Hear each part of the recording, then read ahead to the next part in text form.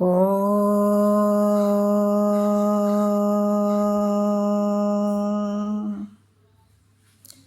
ಗುರುರ್ಬ್ರಹ್ಮ ಗುರುರ್ವಿಷ್ಣು ಗುರುರ್ದೇವೋ ಮಹೇಶ್ವರಃ ಗುರು ಸಾಕ್ಷಾತ್ ಪರಬ್ರಹ್ಮ ತಸ್ಮೈ ಶ್ರೀ ಗುರವೇ ನಮಃ.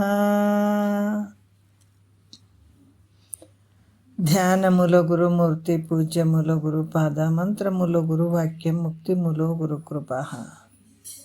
ಶ್ರೋತ್ರಿಯ ಬ್ರಹ್ಮನಿಷ್ಠ ಸದ್ಗುರು ಬಸವಾನಂದರ ಪಾದಕಮಲಗಳಿಗೂ ಹಾಗೂ ಅವರ ಪ್ರತಿರೂಪದಂಥ ನಿಜಗುಣಪ್ಪನವರ ಪಾದಕಮಲಗಳಿಗೂ ನನ್ನ ದೀರ್ಘದಂಡ ಪ್ರಣಾಮಗಳನ್ನು ಸಲ್ಲಿಸುತ್ತಾ, ಸದ್ಗುರು ಮಾರ್ತಾಂಡ ಸಾಬಯ್ಯ ಸದ್ಗುಳ ಪಾದಕಮಲಗಳಿಗೂ ಹಾಗೂ ರಾಯಪ್ಪ ಸದ್ಗುರುಗಳ ಪಾದಕಮಲಗಳಿಗೂ ನನ್ನ ದೀರ್ಘದಂಡ ಪ್ರಣಾಮಗಳನ್ನು ಸಲ್ಲಿಸುತ್ತಾ, ಗುರು ಸ್ವರೂಪರಾದಂತಹ ನನ್ನ ಪತಿದೇವರಿಗೂ ಕೂಡ ನನ್ನ ದೀರ್ಘದಂಡ ಪ್ರಣಾಮಗಳನ್ನು ಸಲ್ಲಿಸುತ್ತಾ, ಮನದಲ್ಲಿ ಸ್ಮರಿಸಿಕೊಳ್ಳುತ್ತಾ, ತಮ್ಮೆಲ್ಲರಿಗೂ ವಂದಿಸುತ್ತಾ,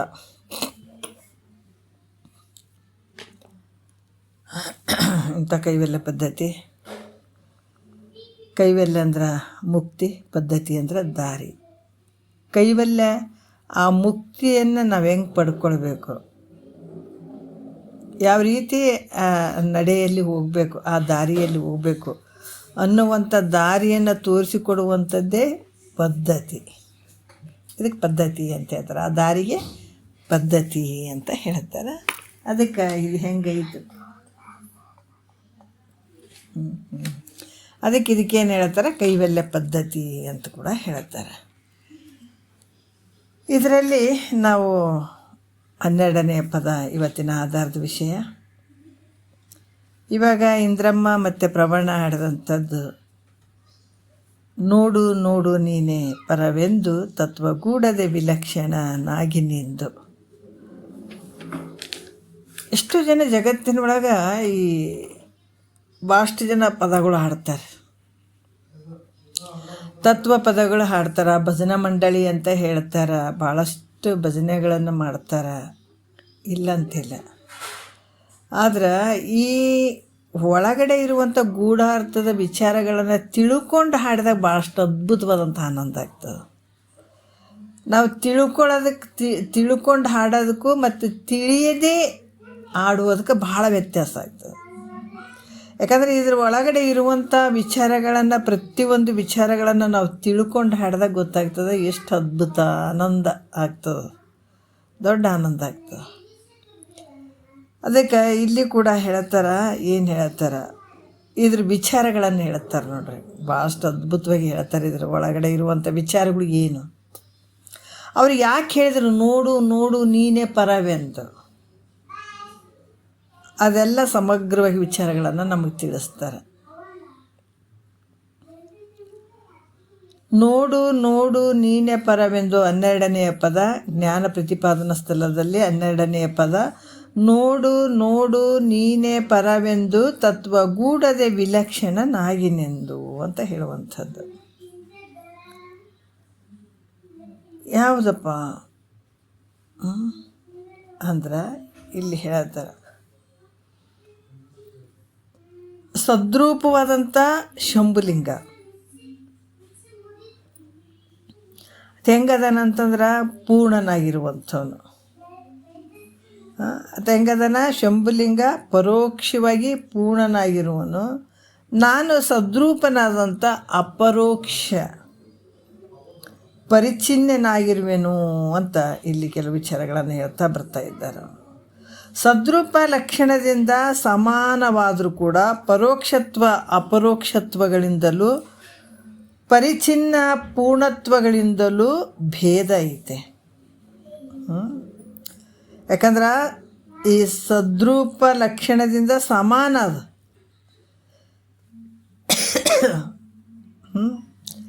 ಇಲ್ಲಿ ಕೂಡ ಸಮಾನ ಇದ್ದರೂ ಕೂಡ ಪರೋಕ್ಷತ್ವ ಮತ್ತು ಅಪರೋಕ್ಷತ್ವಗಳಿಂದಲೂ ಪರಿಚ್ಛಿನ್ನ ಪೂರ್ಣತ್ವಗಳಿಂದ ಭೇದ ಐತಿಲ್ಲ. ಇಲ್ಲಿ ಭಾಳಷ್ಟು ವಿಚಾರಗಳನ್ನು ಹೇಳ್ತಾರೆ, ಅನೇಕ ವಿಚಾರಗಳನ್ನು ಇಲ್ಲಿ ಹೇಳಿಕೊಂಡು ಬರ್ತಾರೆ. ಇದು ಅದು ಯಾರಿಗೆ ಸಂಶಯ ಬಂದದ, ಶಿಷ್ಯನಿಗೆ. ಅದರಿಂದ ಈಗ ಸದ್ರೂಪದಂಥ ಶಂಭುಲಿಂಗ ಪರೋಕ್ಷವಾಗಿ ಪೂರ್ಣನಾಗಿದ್ದಾನ. ನಾನು ಹೆಂಗದೀನಿ? ನಾನು ಸದ್ರೂಪನದ ಅಪರೋಕ್ಷ ಪರಿಚ್ಛಿನ್ನನಾಗಿದ್ದೀನಿ. ನಾನು ಹೆಂಗಿದ್ದೀನಿ? ಸದ್ರೂಪನದ ಅಪರೋಕ್ಷ ಪರಿಚ್ಛಿನ್ನನಾಗಿದ್ದೀನಿ. ಸದ್ರೂಪ ಲಕ್ಷಣದಿಂದ ಸಮಾನ ಆಗಿರಬಹುದು, ಆದರೆ ಪರೋಕ್ಷತ್ವ ಮತ್ತು ಅಪರೋಕ್ಷತ್ವದಿಂದ ಮತ್ತು ಪರಿಚ್ಛಿನ್ನ ಪೂರ್ಣತೆಗಳಿಂದ ಏನಾಗಿದೆ, ನನಗೆ ಭೇದ ಐತೆ. ಅದರಿಂದ ಈ ಬಡವಿದ್ದಂಥವನಿಗೆ ಧನಿಕ ಅಂದರೆ ಭಾಳ ಶ್ರೀಮಂತದನಪ್ಪ. ಮತ್ತು ಭೃತ್ಯನಿಗೆ ರಾಜನು ಅನ್ನುವಂಗ ನೀನೇ ಶಂಭುಲಿಂಗ ಅಂತ ಅನ್ನುವಂಥದ್ದು ಆಗ್ಯದಿಲ್ಲಿ. ಅದರಿಂದ ನಾನು ಆ ಶಂಭುಲಿಂಗ ಆಗಂಗಿಲ್ಲ ಅಂತ ಹೇಳುವಂಥದ್ದು. ಶಂಭುಲಿಂಗ ನಾನು ಹೆಂಗಾಗ್ತೇನೆ ಅಂತ ಇಲ್ಲಿ ಯಾರಿಗೆ ಬಂದ? ಶಿಷ್ಯನಿಗೆ ಒಂದು ಸಂಶಯ ಬಂದದ. ಸಂಶಯ ಬಂದದಕ್ಕಾಗಿ ಅದಕ್ಕೆ ಅವರು ಉತ್ತರ ಹೇಳ್ತಾರೆ. ಏನು ಹೇಳ್ತಾರೆ? ಈಗ ನೀ ಹೇಳೋದು ಕರೆಕ್ಟ್ ಐತಪ್ಪ. ಯಾಕಂತಾರೆ ಇಲ್ಲಿ ಪರಿಚ್ಛಿನ್ನ ಮತ್ತು ಪರಿಪೂರ್ಣತ್ವಕ್ಕೆ ಎರಡಕ್ಕೂ ಭಿನ್ನ ಐತೆ, ಇಲ್ಲ ಅಂತ ಇಲ್ಲ. ಅದಕ್ಕೆ ಇಲ್ಲಿ ಕೂಡ ಉಪಾಧಿ ಮತ್ತು ಉಪಾಧಿ ಧರ್ಮಗಳನ್ನು ಅದನ್ನು ತಗೊಂಡು, ಉಪಾಧಿ ಮತ್ತು ಉಪಾಧಿಗಳ ಧರ್ಮವನ್ನು ತಗೊಂಡು ನೀನು ಹಿಂಗೆ ಹೇಳುವಂಥದ್ದು ಸರಿಯದ.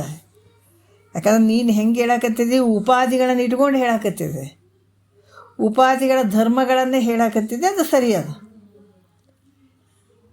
ಅದ್ರಂಗ ಅಂದ್ರೆ ನೋಡ್ರಿ, ಶಂಭುವಿಗಿದ್ದ ಮಾಯೋಪಾಧಿಯನ್ನು ಶಂಭುವಿಗೆ ಹೆಂಗೈತಿ? ಈಶ್ವರ ಅಂದ್ರೆ ಮಹೇಶ್ವರ ಅಂತೇನು ಅಂತೀವಲ್ಲ, ಮಾಯ ಉಪಾಧಿಯಿಂದ ಕೂಡ್ಕೊಂಡದಕ್ಕಾಗಿ ಮಹೇಶ್ವರ ಅಂತ ಹೆಸರು ಬಂದದತ್ತಗ. ಈ ಜಗತ್ತಿನ ಸೃಷ್ಟಿ ಏನು ಕಾಣಕತ್ತಿದಲ್ಲ, ಇದು ಹೆಂಗೆ ಕಾಣಕತ್ತು? ಯಾಕಂತಂದ್ರೆ ಇದು ಎಲ್ಲಕ್ಕೂ ಮೂಲ ಆಧಾರವಾಗಿರುವಂಥದ್ದು ಪರಬ್ರಹ್ಮ ಸ್ವರೂಪ. ಯಾವುದೇ ಒಂದು ಉಪಾಧಿ ಇಲ್ಲ, ಇರದೇ ಇರುವಂಥ ಉಪಾಧಿ ಇರದೇ ಇರುವಂಥ ಪರಬ್ರಹ್ಮ. ಮತ್ತು ಶಿವ ಹೆಂಗೆ ತೋರಿದ? ಇದು ಜಗತ್ತಿನ ಸೃಷ್ಟಿ ಹೆಂಗಾಯಿತು ಅಂತ ಪ್ರಶ್ನೆ ಬಂದಾಗ ಇಲ್ಲಿ ಪರಿಶುದ್ಧವಾದಂತಹ ಯಾವುದೇ ಉಪಾಧಿಗಳು ಇಲ್ಲದೆ ಅಂತ ಪರಬ್ರಹ್ಮನಲ್ಲಿ ಏನು ತೋರಿತು ಅಂದ್ರೆ ಮಾಯೆ ತೋರಿತು. ಈ ನಿನ್ನ ಸದ್ರೂಪ ಏನು ಐತಲ್ಲ, ಪರಬ್ರಹ್ಮ ಸ್ವರೂಪ ಏನು ಐತಲ್ಲ, ಅದು ಮಾಯೆಯಲ್ಲಿ ಪ್ರತಿಬಿಂಬಿಸಿ ಅಲ್ಲಿ ಏನಾದ ಈಶ್ವರ ಅಂತ ಅನ್ಸ್ಕೊಳ್ತಾನೆ. ಆ ಒಂದು ಮಾಯೆಯಲ್ಲಿ ಮಾಯೆಯಿಂದ ಕೂಡ್ಕೊಂಡು ಈ ಜಗತ್ತಿನ ಸೃಷ್ಟಿ ಕಾರ್ಯಗಳೆಲ್ಲ ನಡೆದವು. ಅಲ್ಲಿ ಏನು ಶಂಭುವಿಗೆ ಏನು ಉಪಾಧಿ ಆಯ್ತಲ್ಲಿ? ಮಾಯ ಉಪಾಧಿ ಆಯಿತು. ಮತ್ತು ಈಗ ನಿನಗೆ ಯಾವುದು ಉಪಾಧಿ ಆಯ್ತಿಲ್ಲಿ? ಅವಿದ್ಯೆ ಉಪಾಧಿ ನಿನಗಾಯ್ತು. ಮಾಯೆಯಲ್ಲಿ ಪ್ರತಿಬಿಂಬಿಸಿ ಮಹೇಶ್ವರ ಅನ್ನಿಸ್ಕೊಂಡ, ಅವಿದ್ಯೆಯಲ್ಲಿ ಪ್ರತಿಬಿಂಬಿಸಿ ಜೀವಾತ್ಮ ಅನ್ನಿಸ್ಕೊಂಡ. ಅವಿದ್ಯೆಯನ್ನು ಬಿಟ್ಟು, ಈ ಅವಿದ್ಯೆಗಳನ್ನು ಬಿಟ್ಟು ಉಪಹಿತ ಲಕ್ಷ್ಯ ಚೈತನ್ಯದಿಂದ ನಾವು ನೋಡಿದ್ರೆ ಇದು ಹೆಂಗಂದ್ರೆ ಯಾವ ಭೇದವನ್ನು ತೋರದೆ ಅಲ್ಲಿ ಉಪಾಧಿಯನ್ನು ಬಿಡಬೇಕು. ಬಿಟ್ಟು ಅಂದ್ರೆ ಯಾವ ರೀತಿ ಅಂತಂದ್ರೆ ಈ ಉಪಹಿತ ಲಕ್ಷ್ಯ ಚೈತನ್ಯದಿಂದ ನೋಡಿದರೆ ಉಕ್ತ ಏನು ಕೂಡ್ಕೊಂಡಂಥ ಒಂದು ಭೇದ ಏನು ತೋರದೆ ಅಖಂಡ ಚೈತನ್ಯವೇ ತೋರುವಂಥದ್ದು. ಉಪಾಧಿಯನ್ನು ತೆಗೆದಾಗಿರುವಂಥ ನೀನೇ ಇದೆ. ತತ್ವಮಸಿ ಒಳಗಡೆ ತತ್ ಅಂದ್ರೆ ಪರಮಾತ್ಮ, ತೊಮ್ಮ ಅಂದ್ರೆ ನೀನು. ಇಲ್ಲಿ ಯಾಕೆ ಇಲ್ಲಿ ಶಿವ ಜೀವ ಬೇರೆ ಆಗಿದ್ದಾರೆ ಅಂದ್ರೆ ಉಪಾಧಿಯಿಂದ ಕೂಡ್ಕೊಂಡು ಬೇರೆ ಆಗಿದ್ದಾರೆ. ಬೈಲು ಐತೆ, ಈ ಮಠ ಬೈಲು ಘಟ ಬೈಲು ಅಂತೀವಿ. ಮಠ ಆಕಾಶ ಘಟ ಆಕಾಶ ಅಂತೀವಿ. ಮಠ ಆಕಾಶ ಅಂತ ಹೆಂಗಾಯಿತು? ಉಪಾಧಿಯಿಂದ ಮಠ ಆಕಾಶ ಅನ್ಕೊಂತು, ಉಪಾಧಿಯಿಂದ ಘಟ ಆಕಾಶ ಅನ್ಕೊಂತು. ಉಪಾಧಿಯಾದಂಥ ಗೋಡೆಗಳನ್ನೆಲ್ಲ ತೆಗೆದು ಹಾಕಿದಾಗ ಅದು ಬೈಲೆ. ಉಪಾಧಿಯಾದಂಥ ಈ ಘಟ್ಟದಲ್ಲಿರುವ ಸುತ್ತಮುತ್ತಲು ತೆಗೆದು ಹಾಕಿದಾಗ ಇದು ಬೈಲೆ ಆಯಿತು. ಅದರ ಬೈಲೇನಾರ ಬೇರೆ ಐತೇನು? ಒಂದೇ ಅದ. ಆದರೆ ಯಾವುದರಿಂದ ಬೇರೆ ಆಯಿತು? ಉಪಾದಿಯಿಂದ ಬೇರೆ ಆಯಿತು. ಅದ್ರಾಗ ಈ ಮಾಯೋಪಾದಿಯನ್ನು ತೆಗೆದಾಗ, ಅವಿದ್ಯೆಯ ಉಪಾದಿಯನ್ನು ತೆಗೆದಾಗ ನೀನೇ ಇದೆಯಪ್ಪ. ನೋಡ್ರಿ ಇಷ್ಟ ಅದ್ಭುತವಾಗಿ. ಯಾಕಂದರೆ ಇಲ್ಲಿ ಜೀವಾತ್ಮ ಬೇರೆ ಆಗಂಗಿಲ್ಲ, ಪರಮಾತ್ಮ ಬೇರೆ ಆಗಂಗಿಲ್ಲ. ಅಖಂಡ ಸಚ್ಚಿದಾನಂದ ಪರಬ್ರಹ್ಮ ಸ್ವರೂಪ ಒಂದೇ ಉಂಟು. ಹೌದಾ? ಈ ಜಗತ್ತಿನೊಳಗೆ ಬಯಲು ಭಾಳ ಐತೆ. ಎಷ್ಟೋ ಮನೆಗಳು ಕಾಣಕತ್ತಾವ, ಎಷ್ಟೋ ಬಿಲ್ಡಿಂಗ್ಗಳು ಕಾಣಕತ್ತಾವೆ, ನಾನಾ ರೀತಿಯಿಂದ ಕಾಣಕತ್ತಾವೆ. ಯಾವುದರಿಂದ ತೋರ್ತಿದ್ದು? ಉಪಾದಿಯಿಂದ ತೋರ್ದಂಗೆ ಅದು. ಮತ್ತು ಓಸು ಒಂದೇ ಸಲಕ್ಕೆ ಬಿದ್ದು ಹೋದ್ವು ಅಂದ್ರೆ ಅಲ್ಲಿ ಉಳಿಯುವಂಥದ್ದು ಏನಿರ್ತದೆ? ಬರೇ ಬಯಲು ಉಳಿತದೆ. ಹೌದಲ್ಲ? ಏನಿಲ್ಲ, ಬರೀ ಉಪಾದಿಯಿಂದ ತೋರ್ದಂಗೆ ಆಕತ್ತೇವೆ ಅಷ್ಟೇ. ಉಪಾದಿಯನ್ನು ತೆಗೆದು ಹಾಕಿದಾಗ ಏನಾಗ್ತದೆ? ಬರೀ ಬಯಲು ಹೆಂಗೆ ಉಳಿತದೋ ಅದ್ರಂಗೆ ಜೀವಾತ್ಮ ಪರಮಾತ್ಮ ಅನ್ನುವಂಥವು ಏನು ಅದು ಯಾವ ಭೇದ ಇಲ್ಲ ಇಲ್ಲಿ. ಉಪಾದಿಯಿಂದ ಭೇದ ತೋರ್ದಂಗೆ ಆಗ್ತದೆ. ಅದಕ್ಕೆ ಅದೇ ಸ್ವರೂಪನೇ ನೀನಿದ್ದಿ ನೋಡ್ರಿ. ಆ ಸ್ವರೂಪ ನೀನಿದ್ದಿ. ಎಂಥ ಸ್ವರೂಪ?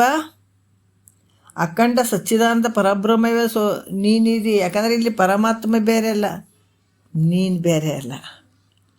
ಉಪಾದಿಯಿಂದ ಅವಿದ್ಯೆಯ ಉಪಾದಿಯನ್ನು ತೆಗಿ. ನಿನಗೆ ಬಂದಂಥದ್ದು ಮಾಯೆ ಉಪಾದಿ ಶಿವನಿಗೆ ತೆಗೆದು ಬಿಟ್ಟಾಗ ನೀನೇ ಪರಮಾತ್ಮ ಇದೆ. ಆ ಸ್ವರೂಪನೇ ನೀನಿದೆಪ್ಪ. ನೋಡು ನೋಡು. ಈ ನೋಡು ನೋಡು ಅನ್ನೋದ್ರಾಗ ಎಷ್ಟು ಕರುಣೆ ತುಂಬ್ಯದ ನೋಡ್ರಿ, ಎಷ್ಟು ಕರುಣೆ ತುಂಬ್ಯದ. ಒಂದು ಮಗುವಿಗೆ ಬುದ್ಧಿವಾದ ಹೇಳಬೇಕಾದಾಗ ತಂದೆ ತಾಯಿ, ಅಪ್ಪ ಬ್ಯಾಡಪ್ಪ, ದಾರಿಗೆ ಹೋಗ್ಬೇಡ, ನೋಡು ನೋಡು, ಭಾಳ ಹುಷಾರಾಗಿರಪ್ಪ ಅಂತ ಹೆಂಗೆ ಹೇಳ್ತಾರ, ಅದ್ರಂಗೆ ಅವರು ಹೇಳ್ತಾ ಇದ್ದಾರ. ನೋಡು ನೋಡು, ಯಾರ್ಯಾರೋ ಮಾತು ಕೇಳಿಬಿಟ್ಟು ಅಲ್ಲಿದ್ದೇವ್ರು ಇಲ್ಲಿದ್ದೇವ್ರು ಅದಂತ ಹೋಗಬೇಡ, ಅದು ಬೇರೆ ಇದು ಬೇರೆ ಅಂತ ಅನ್ಕೋಬೇಡ. ಶಿವ ಬೇರೆ ಅದನ್ನು ನಾನು ಬೇರೆ ಇದ್ದೀನಿ ಅಂತ ಅನ್ಕೋಬೇಡ. ನೋಡು ನೋಡು, ನೀನೇ ಪರವೆಂದು, ನೀನೇ ಪರಮಾತ್ಮ ಇದೀಪ. ಬೇರೆ ಎಲ್ಲಿ ತರಕ್ಕೆ ಹೋಗ್ತಿ? ಆ ವಸ್ತುನೇ ನೀನಿದಿ. ನೋಡು ನೋಡು ಅಂತ 2 ಸಲ ಹೇಳಿದಾರದು. ಯಾಕೆ ಹೇಳಿದಾರೆ ಅಂದ್ರೆ ನಿನ್ನ ಪ್ರೀತಿಯಿಂದ ಹೇಳಿದಾರ. ನಿನಗೆ ಬುದ್ಧಿ ಹೇಳಕತ್ತಾರ. ಯಾರು? ತಾಯಿ ತಂದೆ ಹೆಂಗೆ ಬುದ್ಧಿ ಹೇಳ್ತಾರ ಹಂಗೆ ಕರುಣಾಮಯಿ ಆದಂಥ ಸದ್ಗುರುನಾಥ ಹೇಳ್ತಾ ಇದ್ದ. ನೋಡು ನೋಡು. ನಾವು ಭಾಳಷ್ಟು ಬೇಗ ಹೋಗ್ಬೇಕಾದಾಗ ಜಲ್ದಿ ಸರಸರ ಬರ್ರಿ ಅಂತ ಹೇಳ್ತೀವಲ್ಲ, ಹಂಗೆ ಬಾ ಬಾ ಬೇಗ ಬಾ ಅಂತೀವಲ್ಲ, ಅವಸರದಲ್ಲಿ ಬಾ ಬಾ ಬಾ ಅಂತೀವಲ್ಲ, ಹಂಗೆ ಅದಕ್ಕೆ ನೋಡು ನೋಡು ಅಂತ ಹೇಳುವಂಥದ್ದು. ಅದಕ್ಕೆ ಇಲ್ಲಿ ಏನಾಗ್ಯದಪ್ಪ? ನೋಡು ನೋಡು, ನೀನೇ ಪರವೆಂದು. ಪರಮಾತ್ಮ ಬೇರೆ ಏನಿಲ್ಲ ಅಂತ, ಪರಮಾತ್ಮನೇ ನೀನಿದೆ. ತತ್ವಗೂಡದೆ ವಿಲಕ್ಷಣನಾಗಿ ನಿಂದು. ಏನು ಹೇಳ್ತಾರ? ಈ ತತ್ವಗೂಡದೆ ವಿಲಕ್ಷಣನಾಗಿ ನಿಂತು ಈ ಉಪಾಧಿಗಳಾದಂಥ ಈ ತತ್ವ ಭಾಗಗಳು ಏನದಾವ ಇವೆಲ್ಲವೂ ಅದರೊಳಗೆ ನೀನಿಲ್ಲ. ಇವೆಲ್ಲ ಬೇರೆನೇ ಅದ. 25 ತತ್ವಗಳು ಏನದಾವ ಇವೆಲ್ಲ ಕೂಡ ಬೇರೆನೇ ಅದಾವ ನಿನಗೆ. ಅದಕ್ಕೆ ಇವೆಲ್ಲಗಳಿಗೆ ವಿಲಕ್ಷಣನಾಗಿರುವಂಥವು ನೀನಿದೆಪ್ಪ. ಯಾಕಂತಂದ್ರೆ ಇವೆಲ್ಲವಕ್ಕೂ ವಿಲಕ್ಷಣನಾಗಿರುವಂಥ ಸಾಕ್ಷಿ ರೂಪವಾಗಿರುವಂಥವನು ನೀನು ಬೇರೆಯೇ ಇದೆ. ಅದಕ್ಕೆ ನೋಡು ನೋಡು, ನೀನೇ ಪರವೆಂದು ತತ್ವಗೂಡದೆ ವಿಲಕ್ಷಣನಾಗಿ ನಿಂದು. ಎಲ್ಲ ದೃಶ್ಯವಾಗಿ ತಿಳಿಸಿಕೊಡ್ತಾವ, ಆದರೆ ಇದ್ರಾಗ ನೀನು ಬೆರ್ತಿಲ್ಲ. ತತ್ವಗೂಡದೆ ಯಾವ ತತ್ವಗಳು ಏನದಾವ 25 ತತ್ವಗಳು ಇದ್ರಾಗ ನೀನು ಬೆರೆಯುವಂಥವನ್ನಲ್ಲ ಅನ್ನುವಂಥ ವಿಚಾರವನ್ನು ಅವರು ಹೇಳ್ತಾ ಇದ್ದಾರೆ. ಮತ್ತು ಇಲ್ಲಿ ಕೂಡ ಹೇಳ್ತಾರೆ, 1ನೇ ನುಡಿ ನೋಡೋಣ. ಈ ಪರಮಾತ್ಮ ಜೀವಾತ್ಮಗಳಿಗೆ ಉಪಾಧಿಯ ತತ್ವ ಭಾಗಗಳನ್ನು ಹೆಂಗೆ ಬಿಡಬೇಕು? ತತ್ ತ್ವಂ ಈ ಪದಗಳ ಅರ್ಥರೂಪವಾದಂಥದ್ದು. ತತ್ ಅಂದರೆ ಪರಮಾತ್ಮ, ತ್ವಂ ಅಂದರೆ ಜೀವಾತ್ಮ. ಈ ಉಪಾಧಿಗಳಾದಂತಹ ಒಂದು ತತ್ವ ಭಾಗಗಳನ್ನು ಹೆಂಗೆ ಬಿಡಬೇಕು ನಾವು? ಅದರ ವಿಲಕ್ಷಣ ಅಂತ ಹೆಂಗೆ ನಾವು ನಿಲ್ಲಬೇಕು ಆ ಜಾಗದಲ್ಲಿ ಅಂತ ಕೇಳಿದರೆ ಮುಂದಿನ ವಿಚಾರದಲ್ಲಿ ಉತ್ತರ ಹೇಳ್ತಾರೆ. 1ನೇ ನುಡಿ. ಅದಿದೆನ್ನ ದಿದಿರಿಟ್ಟು ದಳಿದು ಪೋಪು ಇದು ಅಸತ್ಯವೆಂದು ನೀತಿಗೆಳೆದು ಮೊದಲ ವಾಸನೆಯ ಹಮ್ಮಳಿದು ನಿಜ ಪದವ ಅಖಂಡಿತವೆಂದು ತಿಳಿದು ಅಂತ ಇದು 1ನೇ ನುಡಿಯಲ್ಲಿ ಹೇಳ್ತಾರೆ. ಏನು ಹೇಳ್ತಾರ?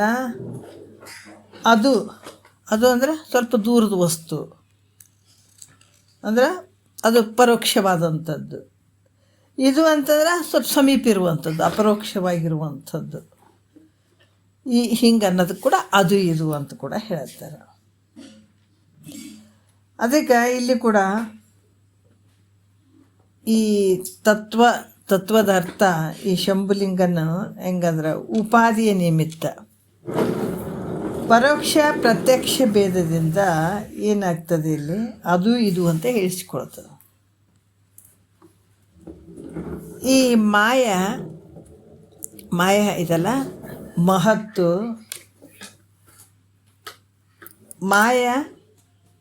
ಮಹತ್ತು ಅಹಂಕಾರ ಈ ಪಂಚ ತನ್ಮಾತ್ರೆಗಳು ಹೆಂಗದಾವಂತಂದ್ರೆ ಪರೋಕ್ಷಗಳಾಗಿದಾವೆ. ಪರೋಕ್ಷ ಯಾಕಂತಂದ್ರೆ ಇವು ಪರೋಕ್ಷವಾಗಿರುವಂಥವು ಅದಾವ.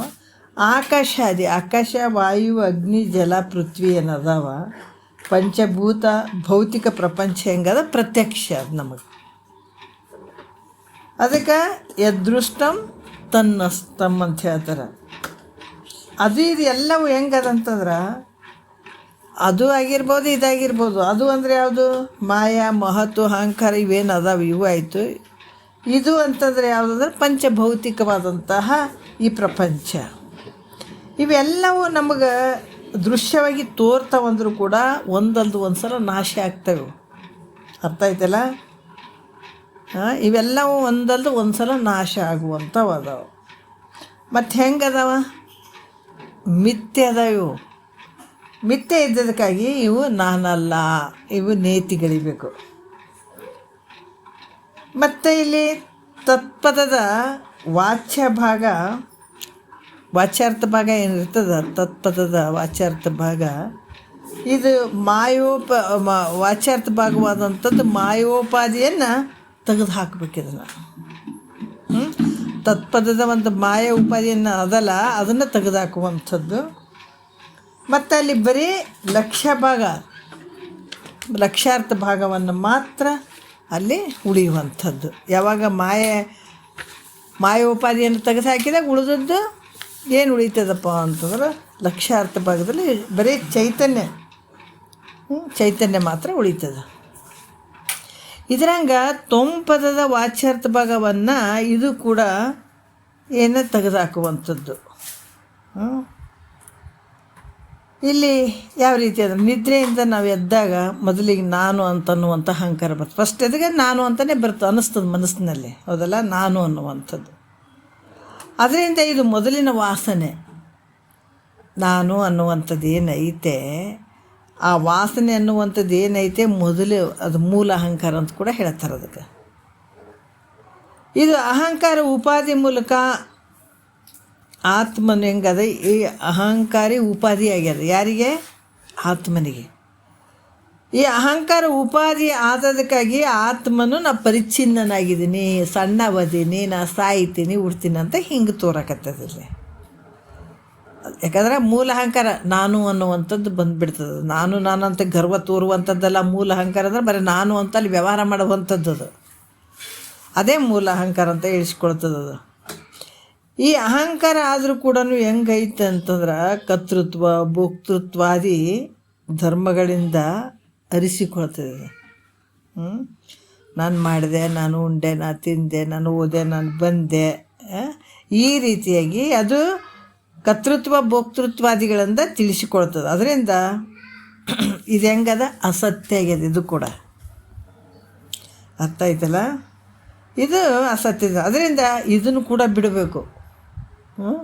ಇದನ್ನು ಕೂಡ ಯಾಕಂದ್ರೆ ಅಹಂಕಾರ ಜೀವಾತ್ಮನಲ್ಲಿರುವಂಥ ಅಹಂಕಾರದೇನು ಅದಾವೆ ಇವೆಲ್ಲ ಧರ್ಮಗಳು ಅದಾವಲ್ಲ, ಇವು ಪರಿಚ್ಛಿನ್ನತೆಯಿಂದ ಕೂಡಿದಾವೆ, ಇವು ಅಸತ್ಯದಿಂದ ಕೂಡಿದಾವ ಅನ್ನುವಂಥದ್ದನ್ನು ಇವೆಲ್ಲ ತಿಳ್ಕೊಂಡು ಬಿಡಬೇಕಾದಂಥದ್ದು.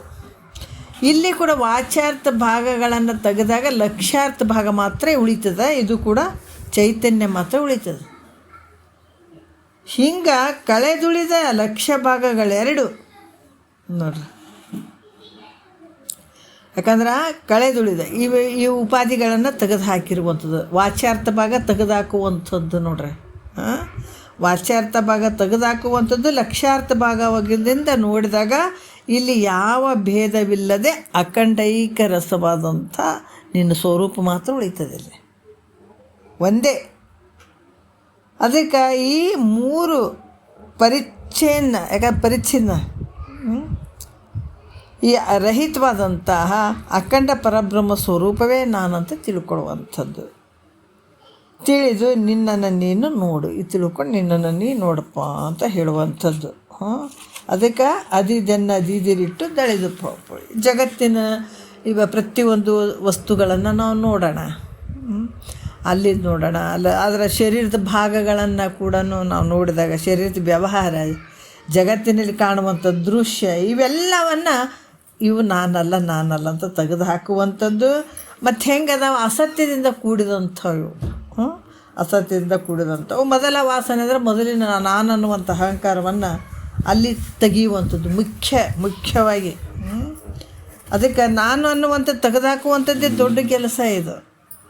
ಅದರಿಂದಲೇ ಈ ದುಃಖಕ್ಕೆ ಮೂಲ ಕಾರಣ ಆಗಿರುವಂಥದ್ದು. ಇದು ಮೂಲ ಅಹಂಕಾರವನ್ನು ತೆಗೆದುಹಾಕುವಂಥದ್ದು. ಅದಕ್ಕೆ ಅಂಥ ಒಂದು ಮೊದಲ ವಾಸನೆಯ ಹಮ್ಮಳಿದು ನಿಜ ಪದವು ಅಖಂಡಿತವೆಂದು ತಿಳಿದು ಇವೆಲ್ಲವನ್ನು ಕಳೆದಾಗ ನಿನ್ನ ಸ್ವರೂಪ ಮಾತ್ರ ಉಳಿತದ. ಈಗ ನಾವೆಲ್ಲ ಜಗತ್ತನ್ನು ನೋಡ್ತೀವಿ ಅಂದ್ರೆ ವಾಚ್ಯಾರ್ಥ ಭಾಗದಲ್ಲಿ ನೋಡಕತ್ತೀವಿ. ಅದಕ್ಕೆ ಒಂದೊಂದು ಗೂಢಾರ್ಥ ಇಟ್ಬಿಟ್ಟಿದ್ದಾನೆ ಭಗವಂತ. ಬರೀ ಹಣ್ಣಿನ ಮೇಲೆ ಅಷ್ಟೇ ಸಿಪ್ಪೆ ಇಟ್ಟಿಲ್ಲ, ನಮಗೂ ಇಟ್ಟನು. ಜಗತ್ತು ನೋಡೋಕೆ ಮಾತ್ರ ಎಲ್ಲ ವ್ಯವಹಾರ ಕಂಡಂಗೆ ಆಗ್ತದೆ. ಅದಕ್ಕೆ ವಾಚ್ಯಾರ್ಥ ಭಾಗದಾಗ ಎಲ್ಲರೂ ಹುಟ್ಟಿದಂಗೆ ಆಗ್ಯದ, ಸತ್ತಂಗೆ ಆಗಿದೆ, ಎಲ್ಲರೂ ಸತ್ಕೊಂಡು ಹೋಗ್ತೀವಿ. ಸತ್ತಂಗೆ ಆಗ್ಯದ ಅಂತ ಅಂದ್ಕೊಳ್ತೀವಿ, ಮತ್ತು ಹುಟ್ಟಿದಂಗೆ ಆಗ್ಯದ ಅಂತ ಅಂದ್ಕೊಳ್ತೀವಿ.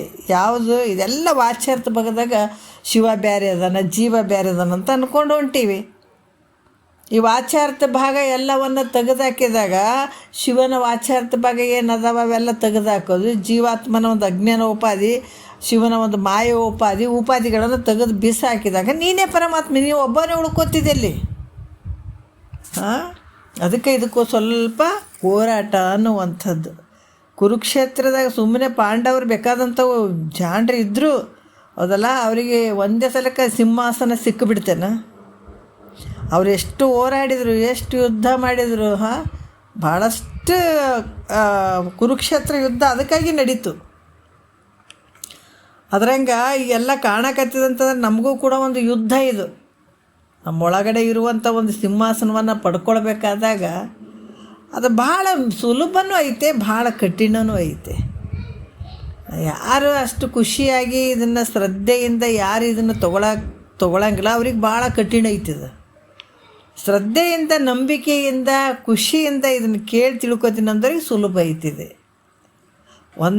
ಒಂದು ಸಲ ಸ್ವರಾಜ್ಯ ಸಿಂಹಾಸನದ ಮೇಲೆ ಕೂತ್ಕೊಂಡ್ಬಿಟ್ರೆ ನೀನು ರಾಜನೇ, 14 ಲೋಕಕ್ಕೆ ರಾಜ ಆಗಿಬಿಡ್ತಿದೆ. ಅಷ್ಟು ಅದ್ಭುತವಾದಂಥದ್ದು ಇದು. ಅದಕ್ಕೆ ಮುಖ್ಯವಾಗಿ ಏನಪ್ಪ ಅಂತಂದ್ರೆ ನಾವು ಉಪಾಧಿಗಳನ್ನು ತೆಗೆದುಹಾಕುವಂಥದ್ದು. ವಾಚ್ಯಾರ್ಥ ಭಾಗದಲ್ಲಿರುವಂಥ ಪರಮಾತ್ಮ ಏನು ತತ್ವಮಸಿ ಒಳಗೆ ತತ್ವ ಪದದ ಒಂದು ವಾಚ್ಯಾರ್ಥಗಳನ್ನು ತೆಗೆದುಹಾಕುವಂಥದ್ದು. ಪದದ ವಾಚ್ಯಾರ್ಥಗಳನ್ನು ತೆಗೆದುಹಾಕಿದಾಗ ಉಳಿಯುವಂಥ ಲಕ್ಷ್ಯ ಪದ ಏನೋ ಚೈತನ್ಯ ಮಾತ್ರ ಉಳಿಯುತ್ತದೆ. ಅಷ್ಟು ತೆಗೆದುಹಾಕಬೇಕು. ಯಾವ ರೀತಿ ಅಂದಾಗ ಘಟಾಕಾಶ ಮಠಾಕಾಶದ ದೃಷ್ಟಾಂತ ಆಗ್ಯದ. ಗೋಡೆಗಳನ್ನೆಲ್ಲ ತೆಗೆದುಹಾಕಿಬಿಟ್ಟಾಗ ಈ ಕಡೆ ಮಡಿಕೆಯ ಸುತ್ತಮುತ್ತ ಒಂದು ಇದು ಮಣ್ಣಿಂದ ತೆಗೆದು ಹಾಕಿಬಿಟ್ಟಿದಾಗ ಉಳಿಯುವಂಥದ್ದು ಏನು ಉಳಿತಲ್ಲಿ? ಬರೀ ಬಯಲು ಉಳಿತು. ಈ ರೀತಿಯಾಗಿ ತಿಳ್ಕೊಂಡು ಅಂಥ ಅಖಂಡ ಪರಬ್ರಹ್ಮ ಸ್ವರೂಪನೇ ನಾನು ಇರ್ತೀನಿ ಅಂತ ನೀನು ದೃಢ ನಿಶ್ಚಯ ಮಾಡ್ಕೊ. ಅದಕ್ಕೆ ನಿನ್ನನ್ನು ನೀನು ನೋಡು ಅಂತ ಹೇಳುವಂಥದ್ದು. 3ನೇ ನುಡಿಯಲ್ಲಿ ಹೇಳ್ತಾರೆ, ಈಗ ಪರಮಾತ್ಮ ಜೀವಾತ್ಮರುಗಳ ಉಪಾಧಿ ಧರ್ಮಗಳ ನೇತಿಗಳದು ಕೆಲವೊಂದು ವಿಚಾರಗಳನ್ನು ಹೇಳ್ತಾರೆ ಅವರು. ಏನು ಹೇಳ್ತಾರೆ? ನೆನಸಿನ ಕಿಳ ಜಗವೆಲ್ಲ ಪುಸಿ ಕನಸಿನಂದದಿ ನಿತ್ಯವಲ್ಲ, ಜನನಾದಿ ವಿಕೃತಿ ಒಂದಿಲ್ಲ ನಿನಗೆ ನುತ್ತಿವೆ ಶ್ರುತಿ ಕುಲವೆಲ್ಲ ಅಂತ ಇಲ್ಲಿ ಸ್ವಲ್ಪ ಪ್ರಮಾಣ ಕೊಟ್ಟು ಹೇಳ್ತಾರೆ. ಏನು ಹೇಳ್ತಾರೆ? ನೆನೆಸಿನ ಅಕ್ಕಿಳ ಜಗವೆಲ್ಲ, ನೆನಸಿನದ ಜಾಗ್ರದಲ್ಲಿ ತೋರುವಂಥ ಈ ಈ ಇದೆಲ್ಲ ತೋರ್ತವಿಲ್ಲ ವಸ್ತುಗಳವೆಲ್ಲ ಈ ಜಗತ್ತು. ಇವೆಲ್ಲ ಹೆಂಗದವಪ್ಪ ಅಂತಂದ್ರೆ ಕನಸಿನಂದದೇ ನಿತ್ಯವಲ್ಲ. ಕನಸೇನಾದರೂ ಸತ್ಯ ಅಂದಿವೇನೋ ಇಲ್ಲ. ಅದೇ ಪ್ರಕಾರ ಈ ನೆನಸಿನ ಅಖಿಳ ಜಗವೆಲ್ಲ ಅಂತೇಳ್ಯಾರ. ಈ ನೆನಸಿನ ಒಳಗೆ ಜಾಗ್ರದೊಳಗೆ ತೋರ್ತದಲ್ಲ ಪ್ರತಿಯೊಂದು ತೋರುವಂಥ ದೃಶ್ಯವಾದಂಥದ್ದು. ಮತ್ತು ಅಖಿಳ ಜಗ ಅಂದರೆ ಎಲ್ಲ ಜಗತ್ತಿನಲ್ಲಿ ತೋರುವಂಥ ವ್ಯವಹಾರ ಅಂತ ಹೇಳ್ತಾರೆ ಅವರು. ಅದಕ್ಕೆ ಇಲ್ಲಿ ಕೂಡ ಹೆಂಗೈತಪ್ಪ ಅಂತಂದ್ರೆ ಈ ತತ್ ಪದಕ್ಕೆ ವಾಚ್ಯಾರ್ಥವಾದಂಥದ್ದು ಕಾರ್ಯಕಾರಣಾತ್ಮಕ. ಯಾಕಂದ್ರೆ ಈ ವಾಚ್ಯಾರ್ಥ ಭಾಗದಲ್ಲಿ ಕಾರ್ಯ ಮತ್ತು ಕಾರಣಾತ್ಮಕ ಈ ದೃಶ್ಯವಾದಂಥ ವ್ಯವಹಾರ ಏನು ನೋಡ್ತೀವಲ್ಲ ಜಗತ್ತಿನೊಳಗೆ, ಇದೆಲ್ಲ ಜಾಗ್ರ ಪ್ರಪಂಚ ಎಲ್ಲವೂ ಹೆಂಗದಪ್ಪ ಅಂದ್ರೆ ಸ್ವಪ್ನದಂತೆ ಮಿಥ್ಯೆ ಆಗ್ಯದ. ತೋರ್ತದೆ ನೋಡ್ರಿ. ಇದು ಎಷ್ಟು ಎಷ್ಟು ಚಂದ ಭಿನ್ನ ಭಿನ್ನವಾಗಿ ಅದ್ಭುತವಾಗಿ ತೋರ್ತದಿಲ್ಲ ಇದು ಜಗತ್ತಿನೊಳಗೆ. ನಾನಾ ರೀತಿಯಿಂದ ಭಿನ್ನ ಭಿನ್ನ ಭಿನ್ನವಾಗಿ ಇಷ್ಟು ಮನುಷ್ಯರದೀವಂದ್ರೆ ಒಬ್ಬರ ಥರ ಒಬ್ಬರಿಲ್ಲ. ಎಂಥ ವಿಚಿತ್ರ ರೀ ಪರಮಾತ್ಮನ ಒಂದು ಈಶ್ವರನ ಒಂದು ಸೃಷ್ಟಿ ಹೆಂಗೈತೆ. ಗಿಡ ಮರಗಳು ಅದಾವ, ಪ್ರಾಣಿ ಪಕ್ಷಿಗಳು ಅದಾವ, ಎಲ್ಲ ಅದಾವ ಅಂದ್ರೆ ಒಂದಕ್ಕಿಂತ ಒಂದು ಭಿನ್ನ ಅದಾವ ಎಲ್ಲಷ್ಟು. ಅದಕ್ಕೆ ಈ ದೃಶ್ಯವಾದಂಥ ಹೆಂಗದ ಈ ಜಾಗ್ರ ಪ್ರಪಂಚದಾಗ ಇಷ್ಟೆಲ್ಲ ನೋಡ್ತೀವಲ್ಲ, ಇದು ಹೆಂಗದ ಕನಸಿನಂದದಿ ನಿತ್ಯವಲ್ಲ. ಇದು ಯಾವಾಗಲೂ ಇರುವಂಥದ್ದಲ್ಲ, ಸ್ವಪ್ನದಂತೆ ಮಿಥ್ಯವಾಗಿರುವಂಥದ್ದು. ಇದು ನಿತ್ಯವಲ್ಲ. ಮತ್ತು ನೋಡ್ರಿ ಜಗತ್ತಿನೊಳಗೆ ನಾವು ಭಾಳ ಚಂದ ನೋಡ್ಬೇಕಿತ್ತು. ಈ ತತ್ವವನ್ನು ತಿಳ್ಕೊಂಡು ಯಾತ್ರೆಗಳನ್ನು ಮಾಡ್ಬೇಕು, ಭಾಳ ಚಲೋ ಅನ್ನಿಸ್ತದೆ. ಪ್ರತಿಯೊಂದು ನೋಡಬೇಕು. ಎಲ್ಲಿ ನೋಡಿದ್ರು ಕೂಡ ಏನು ಕಾಣೋದೇ ಇಲ್ಲ ನೋಡ್ರಿ. ಎಲ್ಲರ ಹೋಗ್ರಿ ಇದನ್ನು ತಿಳ್ಕೊಂಡು ಹೋಗ್ಬೇಕು. ತಿಳಿಯೋದಕ್ಕಿಂತ ಮುಂಚೆ ನೋಡಿದ್ರೆ ಭಾಳ ದಮ್ ಬಿಡ್ತೀವಿ, ದಮ್ಮ ಬರ್ತದೆ ನಮಗೆ ನೋಡೋಕೆ. ಅರೆ ಏನಪ್ಪ ಇಂಥ ಹಿಂಗದಪ್ಪ, ಇಂಥ ಊರು ಹಿಂಗದಪ್ಪ ಹಿಂಗೆ. ಆದ್ರೆ ಗುರುಮುಖಾಂತರ ತಿಳ್ಕೊಂಡು ನೋಡಿದ್ರೆ ನೋಡ್ರಿ ಇವೆಲ್ಲ ಮನುಷ್ಯರು ಕಟ್ಟಿದಂಥ ಬಿಲ್ಡಿಂಗ್ಗಳಾಗಲಿ ಅವೆಲ್ಲ ಗುಬ್ಬಿ ಕಾಗಿಗಳು ಕಟ್ಟಿರ್ತಾವೆ ನೋಡ್ರಿ ಮನೆಗಳು, ಅವು ನೆನಪಿರ್ತಾವೆ. ಅವ್ರು ವಾಸ ಮಾಡೋದು ಜಗತ್ತಿಂದು ಭಾಳ ಅದ್ಭುತ ಅನ್ನಿಸ್ತದೆ. ಆದ್ರೆ ಅಷ್ಟೆಲ್ಲ ತೋರ್ತಾವಲ್ಲ ನೋಡ್ರಿ. ನಾವು ಹೋಗ್ಬೇಕಾದಾಗ ಎಲ್ಲ ನೋಡಬೇಕು. ಏನಪ್ಪ ಒಂದು 50-60 ವರ್ಷ ಆದರೆ ಇವು ಯಾವ ಉಳಿಯೋದೇ ಇಲ್ಲ, ಇರೋದೇ ಇಲ್ಲ. ಅವು ಯಾವ ಮನೆಗಳನ್ನ ನೋಡಿರ್ಬೋದು, ಮನುಷ್ಯರನ್ನ ನೋಡಿರ್ಬೋದು, ಯಾರನ್ನ ನೋಡಿರ್ಬೋದು. ಈಗ ಭಾಳ ಅಂದ್ರೆ ಒಂದು 50 ವರ್ಷದ ಮೇಲೆ ಅವು ಯಾವ ಉಳಿಯೋಂಗೇ ಇಲ್ಲ, ಇರೋಂಗೇ ಇಲ್ಲ, ಯಾರು ಇರೋಂಗಿಲ್ಲ. ಮತ್ತು ಹೊಸಬ್ರು ಬಂದಿರ್ತಾರೆ ಆ ಮನೆಗಳ್ದಾಗ. ಭಾಳ ವಿಚಿತ್ರ ಅನ್ನಿಸ್ತದಲ್ಲ. ಅದಕ್ಕೆ ಇಲ್ಲಿ ಹೇಳ್ತಾರೆ. ಆದರೂ ಕೂಡ ಸ್ವಪ್ನದಂಗೆ ಈ ಜಾಗ್ರ ಪ್ರಪಂಚ ಸತ್ಯ ಅಲ್ಲ ಅಂದರೂ ಕೂಡ ಸತ್ಯ ಅಂತ ಮಾಡ್ತೀವಲ್ಲ, ಇದು ಅಜ್ಞಾನ. ಈ ಕಾಣುವಂಥ ದೃಶ್ಯ ಪ್ರಪಂಚ ಎಲ್ಲ ಹೆಂಗೈತಪ್ಪ ಅಂದ್ರೆ ಮಿಥ್ಯೆ ಐತಂತ ಹೇಳಿದ್ರು. ಕಾಣುವಂಥದ್ದು ಎಲ್ಲನೂ ಏನೋ ಮಾಡು. ಅದಕ್ಕೆ ನಮಗೆ ಅನುಭವ ಅದ. ನಾವು ಎಂತೆಂಥ ಮನೆ ಕಟ್ತೀವಿ, ಗಾಡಿ ತೊಗೊಳ್ತೀವಿ. ಒಂದಲ್ಲ ಒಂದು ಸಲ ಅದನ್ನು ಬಿಟ್ಟು ಹೋಗ್ತೀವಿಲ್ಲ ನಾವು. ಅದಕ್ಕೆ ಯಾವುದೇ ಶಾಶ್ವತ ಅಲ್ಲ ಇದು, ಬಿಟ್ಟು ಹೋಗುವಂಥದ್ದೇ. ಅದನ್ನು ನಾವು ಪಕ್ಕ ತಿಳ್ಕೊಬೇಕು, ಶರೀರ ಮಿಥ್ಯವಾಗಿರುವಂಥದ್ದಂತ. ಜಗತ್ತು ಕೂಡ ಹಾಗೇನೆ. ಮತ್ತು ಈ ತೊಂಪದ ಈ ತತ್ಪದದ ಬಗ್ಗೆ ಹೇಳಿದ್ರು ಅವರು. ತತ್ಪದದ ವಾಚ್ಯಾರ್ಥ ಬಗ್ಗೆ ಹೇಳಿದರು. ಯಾಕಂದ್ರೆ ಈ ಕಾರ್ಯ ಕಾರಣಾತ್ಮಕವಾದಂಥದ್ದು ಈ ದೃಶ್ಯವಾದ ಜಾಗ್ರ ಪ್ರಪಂಚ ಎಲ್ಲ ಹೆಂಗದ ಸ್ವಪ್ನದಂಗೆ ಮಿಥ್ಯೆ ಆಗ್ಯದ ಅಂತ ಹೇಳಿದರು ಅವರು. ಈ ಜಗತ್ತಿಗೆ ಕಾರಣ ಆಗಿರುವಂಥದ್ದು ಮಾಯೆಯಿಂದ ಕೂಡ್ಕೊಂಡಂತಹ ಮಹೇಶ್ವರನಿಂದ ಆದಂಥದ್ದು ಈ ದೃಶ್ಯ ಪ್ರಪಂಚ ಎಲ್ಲ. ಇದು ಸ್ವಪ್ನದಂಗೆ ಮಿಥ್ಯೆ ಆಗಿರುವಂಥದ್ದು. ಮತ್ತು ತೊಂಪದ ಅಂದರೆ ನೀನು ನಾನು ಜೀವಾತ್ಮ ಅಂತ ಹೇಳ್ಕೊತೀನಿ ಅಲ್ಲ, ಇದು ತೊಂಪದದ್ದು ವಾಚ್ಯಾರ್ಥ ಭಾಗ. ವಾಚ್ಯಾರ್ಥ ಭಾಗದಾಗ ಇಲ್ಲಿ ಕೂಡ ಹೇಳ್ತಾರೆ. ಈ ದೇಹಾದಿ ಅಂತಂದಾಗ ಸ್ಥೂಲ ದೇಹ, ಸೂಕ್ಷ್ಮ ದೇಹ ಮತ್ತು ಕಾರಣ ದೇಹ, ಇವು 3 ದೇಹಾದಿಗಳು.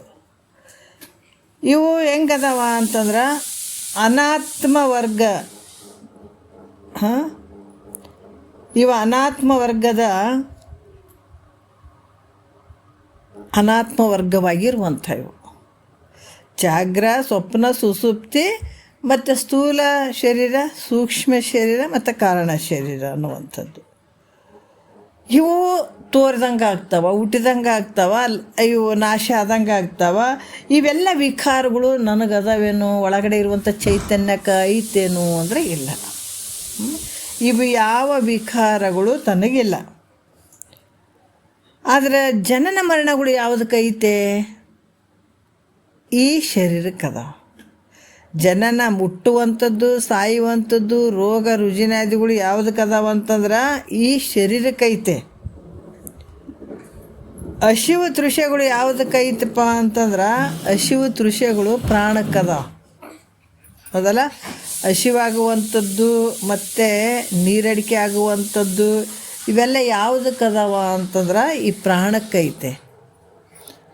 ಮತ್ತು ಶೋಕ ಆಗುವಂಥದ್ದು ಮತ್ತು ಮೋಹ ಆಗುವಂಥದ್ದು ಯಾವುದಕ್ಕೈತಪ್ಪ ಅಂತಂದ್ರೆ ಮನಸ್ಸಿಗದ. ಮತ್ತು ಕರ್ತೃತ್ವ, ಭೋಕ್ತೃತ್ವ, ನಾ ಮಾಡಿದೆ, ನಾ ಭೋಗಿಸ್ತೀನಿ, ಇವೆಲ್ಲ ಭಾವಗಳು ಯಾವುದಕ್ಕಂದ್ರೆ ಅಹಂಕಾರಕ್ಕೈತೆ. ಅಹಂಕಾರದಿಂದ ಇವು ತೋರ್ತಾವೆ. ಆದ್ರೆ ಈ ಸಾಕ್ಷಿ ಪ್ರತ್ಯೇಗಾತ್ಮ ಆದಂಥ ತನಗೆ, ಅಂದರೆ ನಿನಗೆ, ಎಲ್ಲಕ್ಕೂ ಸಾಕ್ಷಿಯಾಗಿರುವಂಥ ಪ್ರತ್ಯೇಗಾತ್ಮನಾದಂಥ ನಿನಗೆ ಯಾವ ವಿಕಾರಗಳು ಇಲ್ಲ. ನೋಡ್ರಿ, ಏನಾರು ವಿಕಾರ ಅದಾವೆ ನಿನಗೆ? ಯಾವ ವಿಕಾರಗಳು ಇಲ್ಲ. ಅದಕ್ಕೆ ಇಲ್ಲಿ ಕೂಡ ಆತ್ಮನಿಗೆ ಹುಟ್ಟು ಸಾವು ಐತೇನು? ಆತ್ಮನಿಗೆ ಯಾವ ಹುಟ್ಟು ಸಾವುಗಳು ಇಲ್ಲ. ಅದಕ್ಕೆ ಹೆಂಗದನಂತಂದ್ರೆ ಆತ್ಮ ಮಾಡೋದು. ಆತ್ಮ ಹೆಂಗದನ? ಉತ್ಪತ್ತಿಯಾಗಿದ್ದಾನ.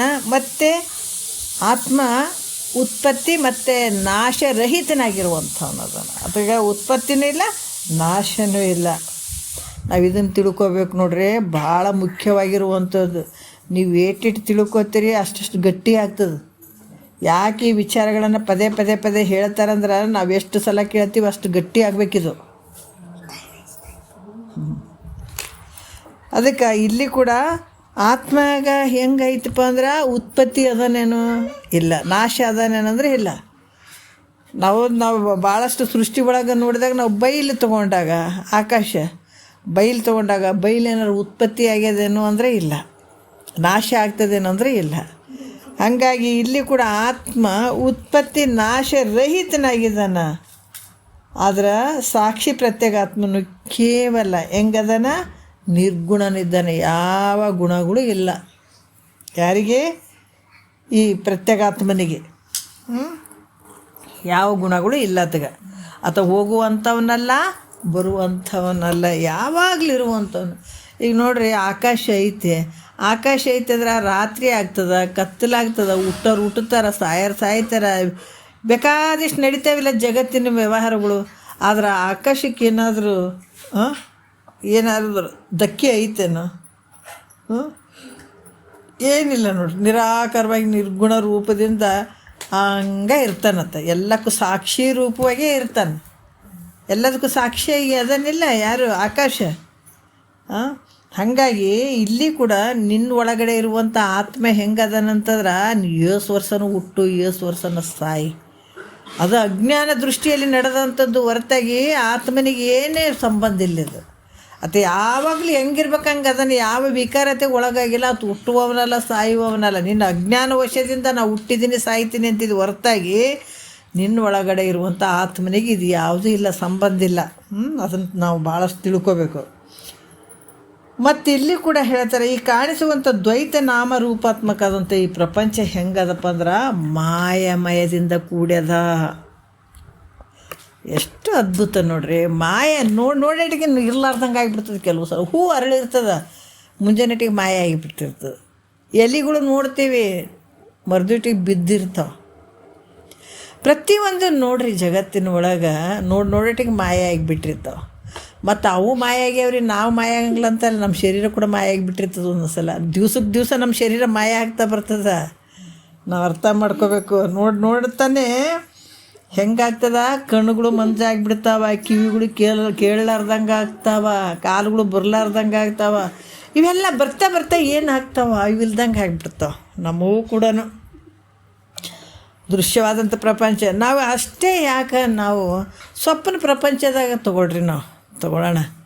ಯಾಕಂದರೆ ಜಾಗ್ರದಲ್ಲಿ ತೋರಿದಂಥದ್ದು ಪ್ರತಿಯೊಂದನ್ನು ನಾವು ವ್ಯವಹಾರ ಮಾಡಿರ್ತೀವಿ, ಸತ್ಯ ಅನ್ನಂಗೆ ಮಾಡಿರ್ತೀವಿ, ಎಂಥ ಪರಿ ಹಚ್ಕೊಂಡಿರ್ತೀವಿ. ಹೌದಿಲ್ಲ, ಭಾಳಷ್ಟು ಹಚ್ಕೊಂಡಿರ್ತೀವಿ. ಆದರೆ ಸ್ವಪ್ನದಾಗ ಯಾಕೆ ಬಿಟ್ಟಿವ್ರಿ? ಮತ್ತು ಸ್ವಪ್ನ ಪ್ರಪಂಚದಾಗ ಮತ್ತು ಹಿಡ್ಕೊಂಡು ಕುಂದ್ರಬೋದಾಗಿತ್ತಲ್ಲ, ಯಾಕೆ ಬಿಟ್ಟೀವಿ? ಬರಬೇಕಾಗಿತ್ತಲ್ಲ, ರೊಕ್ಕ ರೂಪಾಯಿ ಬರಬೇಕಾಗಿತ್ತು. ಇದೇ ಹೆಂಡ್ತಿ ಮಕ್ಕಳಂತ ನಾವು ಗುತ್ತಿ ಹಿಡ್ಕೊಂಡು ಕುಂತೀವಲ್ಲ, ಹೆಂಡ್ತಿ ಮಕ್ಕಳು ಗಂಡ ಸ್ವಪ್ನದಾಗ ಬರಬೇಕಾಗಿತ್ತು. ಅವ್ರು ಯಾಕೆ ಬರಲಿಲ್ಲ?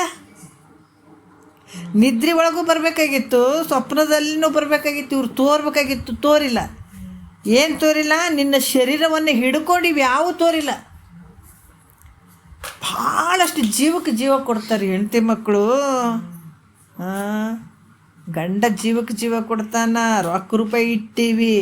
ಅವು ಯಾಕ್ರಿ ಸ್ವಪ್ನದಾಗ ಬರಲಿಲ್ಲ, ನಿದ್ರೆ ಒಳಗೆ ಬರಲಿಲ್ಲ? ಬರಂಗಿಲ್ಲ ರೀ ಅವು. ಯಾಕೆ ಬರಂಗಿಲ್ಲ? ಮಾಯಾ ಪ್ರಪಂಚ ಅದಿದು. ಇದೇನು ನಾಮ ರೂಪಾತ್ಮಕದಿಂದ ಕೂಡಿದಂಥ ಈ ಪ್ರಪಂಚ ಹೆಂಗೈತೆ ಅಂದರೆ ಮಾಯೆ ಐತಿದು. ಅದು ನಿನ್ನೊಳಗೆ ತೋರಕತ್ತದ. ಮಾಯೆ ಎಲ್ಲಿ ತೋರಕತ್ತ? ಹೊರಗೆ ತೋರಕತ್ತಿಲ್ಲ, ನಿನ್ನೊಳಗೆ ತೋರಕತ್ತದ. ನಿನಗೆ ಯಾವಾಗ ನಿದ್ದೆ ಬಂತು ಅಂದಾಗ ನಿನ್ನಲ್ಲೇ ಪ್ರಪಂಚ ಮಾಯೆ ಆದಂಗೆ ಆಗ್ತದೆ. ಉಳಿದವ್ರಿಗೆ ಎದ್ದಿರ್ತಾರೆ. ಹೌದಿಲ್ಲ? ನಾವು ನಮ್ಮ ಆಳವಾಗಿ ಹಚ್ಕೋಬೇಕು, ವಿಚಾರಗಳು ಗೊತ್ತಾಗ್ತದೆ ನಮಗೆ. ನಾವೆಲ್ಲರೂ ಕುಂತಿರ್ತೀವಿ, ನಮಗೆ ನಿದ್ದೆ ಆಗ್ತದಪ್ಪ. ನಮಗೆ ಮಾತ್ರ ನಿದ್ದೆ ಆಗ್ತದಾಗ ಇವು ಯಾವುದು ಕಾಣಂಗಿಲ್ಲ. ಉಳಿದವ್ರು ಎದ್ದಿರ್ತಾರೆ, ಅವ್ರಿಗೆ ಕಾಣಕತ್ತದ. ಅಂದರೆ ಇದು ಪ್ರಪಂಚ ಎಲ್ಲಿತ್ತು, ಎಲ್ಲೈತಿದು? ನಿನ್ನೊಳಗೆ ಐತೆ, ನಿನ್ನೊಳಗೆ ಮಾಯೆ ಐತೆ, ನಿನ್ನೊಳಗೆ ಇವು ಕಾಣ್ಲಾರ್ದಂಗೆ ಆಗ್ತಾವೆ ನೋಡ್ರಿ. ಅದಕ್ಕೆ ಇವೆಲ್ಲ ಮಾಯದಿಂದ ಕೂಡಿದವ. ಮಾಯ ಸತ್ಯ ಏನು? ಈ ಮಾಯದಿಂದ ತೋರುವಂಥ ಈ ಜಗತ್ತು ಹೆಂಗೈತಪ್ಪ ಅಂತಂದ್ರೆ ಮಿಥ್ಯೆ. ಅದು ಮಾಯೇನು ಸತ್ಯ ಅದನ್ನು ಮಿಥ್ಯೆ ಐತೆ. ಮತ್ತು ಮಾಯದಿಂದ ಮಾಡಿದಂಥದ್ದು ಎಲ್ಲ ಮಿಥ್ಯೆನೇ ಐತಿದು. ಏನು ಅದ್ಭುತ ಹೇಳ್ತಾರೆ ನೋಡ್ರಿ. ಸುಮ್ಮನೆ ಅದು ನಂದು ಇದು ನಂದು ಅಂತ ಬಡಬಡಿಸಿ ಇದು ಬುದ್ಧಿ ಭ್ರಮಣ ಆಗಿಬಿಟ್ಟದು ನೋಡ್ರಿ ಜಗತ್ತಿನಾಗ. ಅದಕ್ಕೆ ಎಲ್ಲ ಮನೆಗೆ ಲುಚ್ಚರೆ ತುಂಬ್ಯಾರ ಅಂತ ಹೇಳ್ತಾರೆ ಮಹಾತ್ಮರು. ಒಂಥರ ಸರಿ ಅದಾವೆ, ನೆಟ್ಟಗದಾವೇನಂದ್ರೆ ಎಲ್ಲ ಬುದ್ಧಿ ಕೆಟ್ಟವೇ ಅದಾವೆ. ಏನು ಮಾಡ್ತೀರಿ ಹೇಳ್ರಿ? ಮಹಾತ್ಮರು ಒಬ್ಬರನ್ನೇ ತಲ್ಲಿ ಭಾಳ ಶಾಂತವಾಗಿ ಚಂದ ಬುದ್ಧಿವಂತರು ಯಾರಂದ್ರೆ ಮಹಾತ್ಮರು ಒಬ್ಬರೇ. ಉಳಿದವರೆಲ್ಲ ತಲೆ ಕೆಟ್ಟವರೇ. ಅದಕ್ಕೆ ನಾವು ಹುಚ್ಚರಿಗೆ ಹೇಳ್ತೀವಿ ತಲೆಗಿನ ಕೆಟ್ಟದೇನ ಅಂತೀವಲ್ಲ. ಹುಚ್ಚರಿಗೆ ಯಾಕೆ ಯಾರನ್ನ ಸ್ವಲ್ಪ ಮಾತು ಬಿಟ್ಟು ಮಾತಾಡಿದ್ರೆ ಏನು ತಲೆಗಿನ ಕೆಟ್ಟದ ಏನು? ಎಕಡೆ ಮಾತಾಡ್ತೀವಿ, ಸರಿ ಮಾತಾಡ್ತಿಲ್ಲ ಅಂತೀವಿ. ಹೌದಿಲ್ಲ? ಮತ್ತು ಯಾರನ್ನ ಮತ್ತು ಇದು ಜಗತ್ತಿಂದ ಏನು ಗೊತ್ತಿರಲ್ಲ, ತಲೆ ಹುಚ್ಚೈತಂದ್ರೆ ಅವ್ರಿಗೆ ಹೇಳ್ತೀವಿ ಇಲ್ರಿ ತಲೆ ಕೆಟ್ಟದ್ರಿ ಪಾಪ ಅಂತೀವಿ. ಈಗ ನಮ್ಗಳು ತಲೆ ಮಹಾತ್ಮರು ಹೇಳ್ತಾರೆ 99% ಎಲ್ಲರೂ ತಲೆ ಕೆಟ್ಟವರೇ ಇದ್ದೀವಿ ನಾವು. ಏನು ಒಳ್ಳೆಯವ್ರು ಇದ್ದೀವೇನು? ತಲೆ ಕೆಟ್ಟವ್ರು. ಜಗತ್ತಿನಾಗ ಅವೇ ಹುಟ್ಟೋದು ಅವೇ ಸಾಯೋದು, ಹಿಂಗಾಗ್ಯದ. ಯಾರೋ ಒಬ್ಬರು ಅದರಿಂದ ಕಡೆಗೆ ಬರೋರು. ಆಸ್ಪತ್ರೆಗೆ ಹೋದಾಗ ಅದ್ರಾಗ ಪಾಪ ಒಬ್ಬರು ಯಾರನ್ನೂ ಹುಷಾರಾಗಿಬಿಟ್ರಂದ್ರೆ ಭಾಳ ಚಲೋ ಆಗ್ಯಾನಪ್ಪ, ಈಗೇನಿಲ್ಲ ಈಗೇನಿಲ್ಲ ಭಾಳ ಚಂದಾಗೇನ್ರಿ, ಜಾಣಾಗೇನ್ರಿ ಅಂತ ಹೇಳ್ತೀವಲ್ಲ. ಅದ್ರಂಗೆ ಜನ್ಮ ಅಂತ ಹುಟ್ಟಿ ಬಂದು ಆ ಒಂದು ಗುರುನಾಥ, ಈ ಆಸ್ಪತ್ರೆ ಗುರುನಾಥ ಡಾಕ್ಟ್ರಿ ಇವ್ರಿಗೆ ಸುದ್ದು ಮಾಡಿ ಅದ್ರಾಗ ಎಷ್ಟು ಕೋಟ್ಯಾನುಕೋಟಿದಾಗ ಒಬ್ಬನು ಹುಷಾರಾಗ್ತಾನೆ. ಅದ್ರಾಗ ಇಂಥ ಉತ್ಸಾಹದಿದು. ಈ ಜಗತ್ತು ಹೆಂಗದಂತಾರೆ ಎಲ್ಲ ಸೇರಿ ವ್ಯವಹಾರ ಮಾಡಕತ್ತೀವಿಲ್ಲ, ಇದು ಪ್ರಪಂಚ ಇದು. ಇದ್ರಾಗ ಒಬ್ಬನ ಮಾತ್ರ ಶಾಣೆ ಆಗ್ತಾನೆ. ಎಲ್ಲಿ ಶಾಣೆ ಆಗ್ತಾನಂದ್ರೆ ಸದ್ಗುರುವಿನ ವಾಕ್ಯವನ್ನು ತೊಗೊಂಡು ಅದನ್ನು ಆಳವಾಗಿ ತೊಗೊಂಡು ಅದನ್ನು ವಿಚಾರ ಮಾಡಿ ಆ ಮಾರ್ಗದಲ್ಲಿ ನಡೆದಾಗ ಈ ತನದಿಂದ ಹುಷಾರಾಗ್ತಾನೆ ಒಬ್ಬವನೇ. ಅಷ್ಟು ಇದಾದಿದು. ಅದಕ್ಕೆ ಈ ಒಂದು ಡಾಕ್ಟ್ರು ಭಾವವೈದ್ಯ ಅನ್ನೋಂಥ ಡಾಕ್ಟ್ರ್ ಈತ. ನಿನ್ನ ಭ್ರಮೆಯನ್ನು ಬಿಡಿಸುವಂಥ ಡಾಕ್ಟ್ರ್ ಈತ. ಏನು ಇಷ್ಟು ಜಗತ್ತಿನೊಳಗೆ ಇಷ್ಟು ಜನ್ಮಾಂತರ ಹುಟ್ಟಿದ್ದೀನಿ ಸತ್ತಿದ್ದೀನಿ, 84 ಲಕ್ಷ ಜೀವರಾಶಿಗಳು ಈ ಶರೀರ ಇದೆಲ್ಲ ಒತ್ಕೊಂಡು ಬಂದದಲ್ಲ. ಹೌದಲ್ಲ? ಯಾವುದರಿಂದ? ನಿನ್ನ ತಲೆ ಕೆಟ್ಟ ಭ್ರಮೆಯಿಂದ ಇದೆಲ್ಲ ಬಂದಂಥದ್ದು. ಅದಕ್ಕೆ ಇಲ್ಲಿ ಹೇಳ್ತಾರ ಇದು ಮಾಯದಿಂದ ಕೂಡ್ಯದ, ಇದು ಸತ್ಯ ಅಲ್ಲ, ಮಿಥ್ಯ ಅದಂತ ನಿನಗೆ ಬಡದಂಥ ಭ್ರಮೆಯನ್ನೇ ಬಿಡಿಸ್ತಾನೆ ಸದ್ಗುರುನಾಥ. ಅದಕ್ಕೆ ಸ್ವಪ್ನವು ತೋರ್ತದಂದ್ರೆ ಕೂಡ ಅದು ಸತ್ಯ ಐತೇನು ಅಂದರೆ ಇಲ್ಲ, ಬರೀ ವಾಸನೆ ಮನಸ್ಸಿನ ಮೂಲಕ ತೋರ್ತದಲ್ಲಿ ಸ್ವಪ್ನ ಪ್ರಪಂಚ. ಇದನ್ನು ಇಲ್ಲಿ ಮನಸ್ಸಿನ ಮೂಲಕ ತೋರ್ತದೆ, ಇದನ್ನು ಇಲ್ಲ ಅಂತಿಲ್ಲ. ಆದರೆ ಇಲ್ಲಿ ಸ್ಥೂಲವಾದ ವಸ್ತುಗಳದಾವೆ. ಈಗ ಒಂದು ಕಾರ್ ತೊಗೋಬೇಕಾದ್ರೆ ನಾವು 10-12 ವರ್ಷ 15 ವರ್ಷ ರೊಕ್ಕ ಜಮಾಸಿ ಮನೆ ಕಟ್ಟಬೇಕು. ಮನೆ ಕಟ್ಟಿದ ಮೇಲೆ ಕಾರ್ ತೊಗೊಂಡು ಅಲ್ಲಿ ಶೋರೂಮಿಗೆ ಹೋಗಿ ಕಾರ್ ಕೊಡ್ರಪ್ಪ ಅಂತೇಳಿ ರೊಕ್ಕ ರೂಪಾಯಿ ಕೊಟ್ಟು ಕಾರ್ಡ್ ಮಾಡಿಸ್ಕೊಂಡು ಎಲ್ಲ ಬರ್ತೀವಿ. ಇದು ಸ್ಥೂಲವಾಗಿ ನಡೆಯುವಂಥ ವ್ಯವಹಾರ ಹೌದಲ್ಲ. ಆದ್ರೆ ಕನಸಿನಾಗ ನಾವು ಮನೆ ಕಟ್ಟೋದು ಅದಕ್ಕೇನು ರೊಕ್ಕ ಪಕ್ಕ ಜಮಾಸಿರ್ತೀವಿ ಅನ್ನೋ ಮನಸ್ಸಿನಾಗ ಜಮಾಸಿದಂಗಾಗಿರ್ತದೆ, ಮನಸ್ಸಿನಾಗ ಕಟ್ಟಿದಂಗಾಗಿರ್ತದೆ. ಮನಸ್ಸಿನಾಗ ಹೋಗಿ ಶೋರೂಮ್ದಾಗ ಹೋಗಿ ಕಾರ್ ತೊಗೊಂಡು ಬಂದು ಜಮ್ಮತ್ತು ತಿರುಗಿಡ್ದಂಗೆ ಆಗ್ತದೆ. ಎಲ್ಲ ಮನಸ್ಸಿನೆಲ್ಲ ನಡೆದಿರ್ತಾವೆ, ಅಲ್ಲಿ ಸ್ಥೂಲವಾಗಿ ಏನು ಇರೋಂಗಿಲ್ಲ. ಆದ್ರೆ ಅದು ಸತ್ಯನಾ? ಇದೂ ಸತ್ಯ ಅಲ್ಲ, ಅದೂ ಸತ್ಯ ಅಲ್ಲ, ಎರಡೂ ಸತ್ಯ ಅಲ್ಲ. ಅರ್ಥ ಆಯ್ತಲ್ಲ? ಇದನ್ನು ಮತ್ತು ಮನಸ್ಸಿನಿಂದ ನಡೆದಂಥದ್ದು. ಇದನ್ನು ಕೂಡ ನಮಗೆ ತಂದೀವಿ ಮಾಡಿದಂಗೆ ಉಂಡೀವಿ ತಿಂದೀವಿ ಅನ್ನಂಗೆ ಆಗ್ತದೆ ಖರೆ, ಆದರೆ ಇದನ್ನು ಶಾಶ್ವತ ಅಲ್ಲಿದು. ಮತ್ತು ಇದು ಜಾಗ್ರ ಪ್ರಪಂಚ, ಈ ಕನಸಿನ ಪ್ರಪಂಚ ಮನಸ್ಸಿನ ವಾಸನೆಯಿಂದ ಈ ಕನಸಿನ ಪ್ರಪಂಚವನ್ನು ಕಾಣ್ತೀವಿ. ಅಲ್ಲಿ ಆಟೋಮೆಟಿಕ್ ತಾನೇ ಹೋಗ್ಬಿಡ್ತದೆ. ಹೋಗಿ ಜಾಗ್ರ ಪ್ರಪಂಚಕ್ಕೆ ಬಂದಾಗ ಈ ಕನಸಿನ ಪ್ರಪಂಚ ಮಿಥ್ಯ ಅಂತ ನಮ್ಗೆ ಗೊತ್ತಾಗ್ತದೆ, ಆಟೋಮೆಟಿಕ್ ಗೊತ್ತಾಗ್ತದೆ. ಆದ್ರೆ ಈ ಜಾಗ್ರ ಪ್ರಪಂಚ ಸುಳ್ಳು ಅನ್ನೋದಕ್ಕೆ ಆಟೋಮೆಟಿಕ್ ಗೊತ್ತಾಗಂಗಿಲ್ಲ. ಇದಕ್ಕೆ ನಿನಗೆ ತಾಕತ್ತು ಬೇಕು, ಇದಕ್ಕೆ ಹೋರಾಟ ಬೇಕು. ಇದಕ್ಕೆ ಅಷ್ಟು ಈಜಿಯಾಗಿ ನಿನಗೆ ಆನಂದಕ್ಕೆ ತೊಗೊಂಡೋಗಿ ಬಿಡಂಗಿಲ್ಲಪ್ಪ ಪರಮಾತ್ಮ. ಅದಕ್ಕೆ ಇಂಥ ಆನಂದವನ್ನು ಪಡ್ಕೊಳ್ಬೇಕಾದ್ರೆ ನೀವು ಹೋರಾಟ ಮಾಡ್ಬೇಕು. ಒಂದು ಸ್ವಲ್ಪ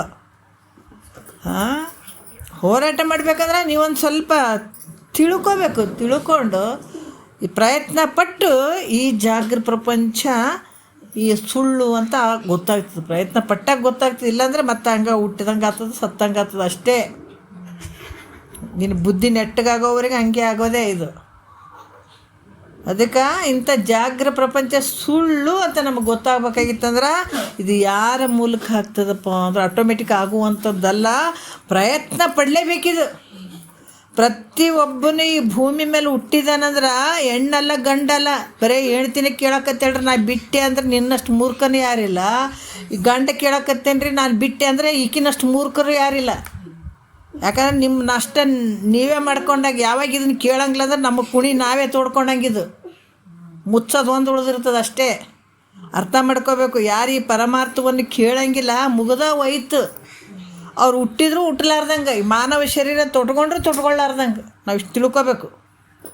ಎಲ್ಲ ವ್ಯರ್ಥ ಅದು. ಏನು ಒಟ್ಟಿಗೆ ಇದು ಶರೀರಕ್ಕೆ ಬೆಳೆಸೋದಕ್ಕಾಗಿ ಇದು ಕೂಳಿಗೆ ಬದುಕಬೇಕೇನು ಇದು ಶರೀರ?